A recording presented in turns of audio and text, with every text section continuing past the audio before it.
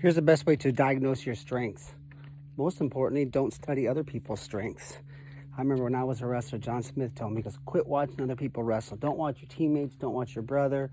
If we're going 3-man groups in practice, when you're sitting out, keep your head down and think about yourself.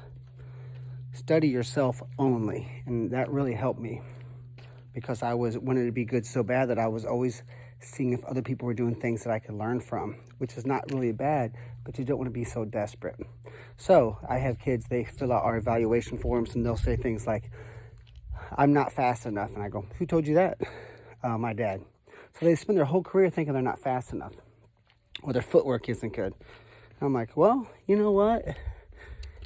Dave Schultz wasn't really fast. He did okay. Don't try to wrestle fast. See, we study other people too much. So I would say, be yourself. You know, if you're calm, cool, collected, laid back, that's great. You see some great college wrestlers who seem that way. Bo Nickel looks very laid back and relaxed. He's doing great, obviously.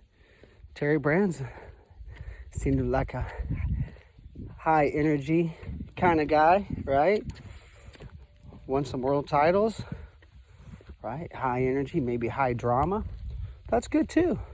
Two polar opposites. But what a lot of us do is we study other people and we think we need to wrestle like them, and that's a mistake. Then you go through your whole career feeling broken because you're not like so-and-so who's having more success than you. So diagnose your strengths, find people who seem to have a similar personality and wrestling style as you do, and then learn from them, right? There's a phrase called be yourself. You have to be yourself.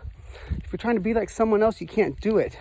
And some of you parents and coaches need to do this too. You got to quit telling your kids, you can't be successful. You're too laid back. You're not high strung enough. You don't move your feet enough. You don't this, you don't that. I want you to look in the mirror and say, I'm perfect, I'm good. I can have massive success.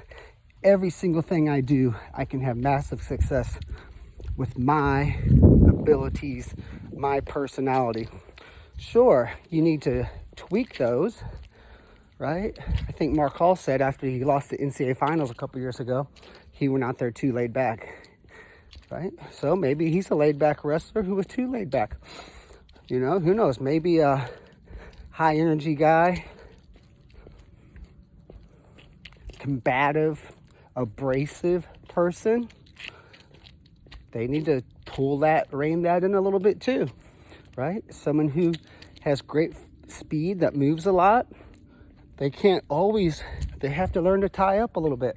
You power guys, you can't only power people around the mat.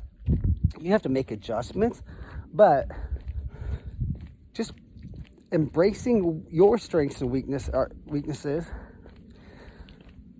and saying, this is what I am based upon the way I'm born, my upbringing, my athletic traits, and I'm good enough. I've got to make this package work, right? And if you do that, I think your confidence will soar, and then you'll quit looking elsewhere for success. Quit trying to find the freaking magic bullet, right? Quit looking everywhere else. Quit walking through wrestling or even your life feeling like you're broken because of the way you are, and say, this is how I am.